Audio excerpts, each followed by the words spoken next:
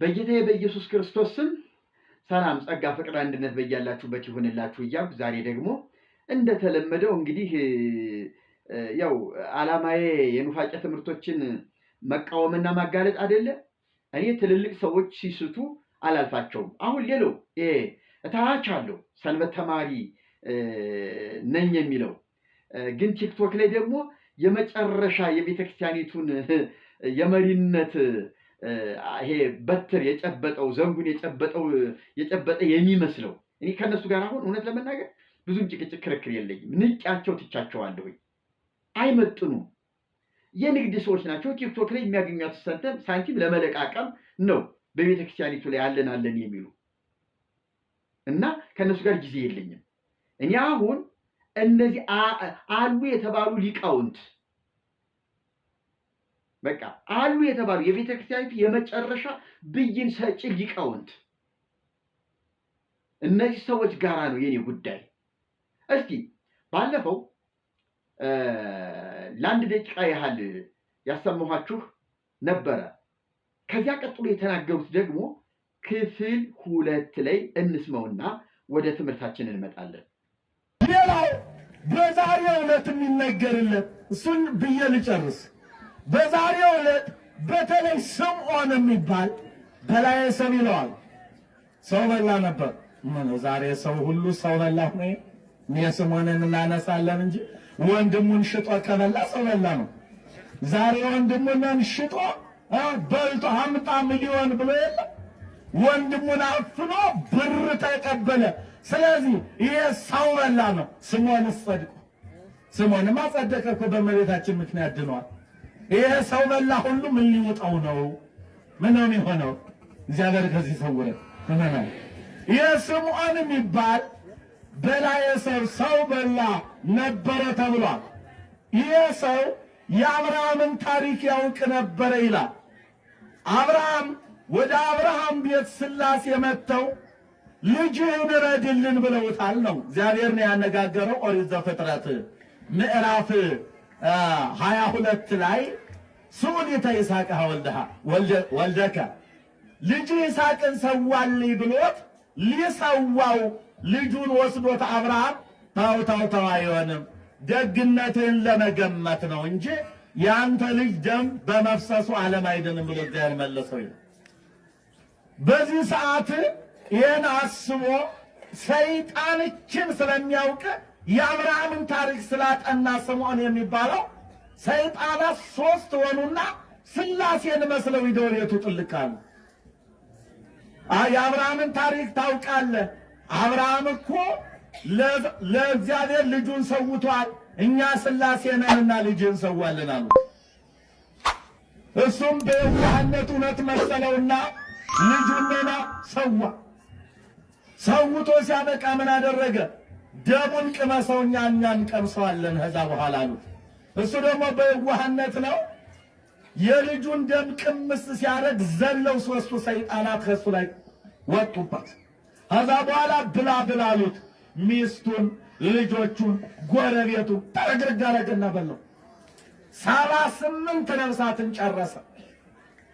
ከዛ በኋላ ግን ዝም ብሎ ይባክን ጀመረ። እየሄደ ያሸነፈውን በጦር እየወጋ መብላት ነው። ያላሸነፈውን ደግሞ ኃያል ካገኘ አልፎ ይሄዳል።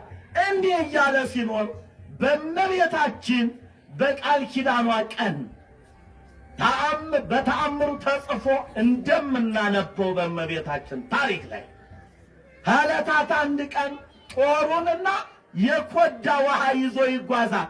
ምክንያቱም የሰው ደም ያቃጥለዋልና፣ የሰው ደም ያቃጥላል። ስለዚህ እያቃጠለው ውሃ ጎርጎጭ እያደረገ ነበር የሚሄድ በየመንገዱ። ሲሄድ እግዚአብሔር ሊምረው ሲፈልግ መጨረሻ ላይ አንድ በቁስለ ደዌ የተመታ ምስኪን ደሃ ቁርጥርጥ ያለ በቁስል ወድቆ አገኘ። እልፍ ብሎ ሲሄድ እባክህ ስለ ሥላሴ ብዬህ እባክህ ስለ መላእክት፣ ስለ ጻድቃን፣ ስለ ሰማዕታት እያለ ጠየቀው። አሁን እዚህ ላይ አንዳንዶቹ ደንባሮች መናፍቃን፣ እኔ ደንባሮች ነው የምላቸው፣ ልቡናቸው ውስጣቸውና ላያቸው የደነበረ አሁን እኛ የተዋሂዶ ልጆችስ ድንግል ማርያምን ከሥላሴ በላይ ብለን ጠርተን ነው ይሆን? ብሉይ ከአዲስ ስንፈትሽ ኖረን ሥላሴ ድንግል ማርያም መፍጠራቸውን እኛ ስተነው እንዲሁም እንዴት አድርገው ነው የሚያነቡ? እንዴት አድርገው ነው የእኛን አይምሮ የመምህራን የሊቃውንተ ኢትዮጵያን አይምሮ ከቶ እነሱ ነው የሚመዝኑት? ፍጡርና ፈጣሪን እኛ ሳናውቅ። እናንተ በጣም የሚገርም እኮ ነው። ሰው ባወቀው ነው ያው ስላወቀው ነገር ብቻ ነው የሚመሰክር።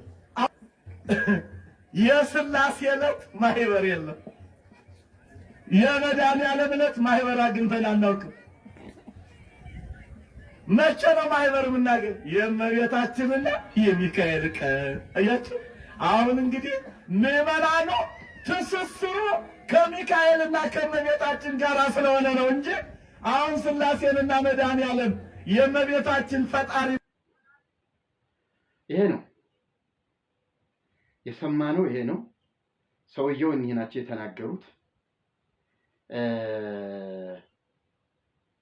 ይገርሙኛል ሰውየው።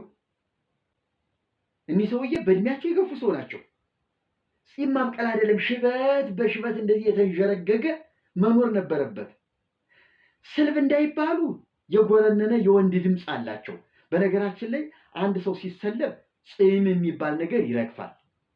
ጺም የሚባል ነገር የለውም።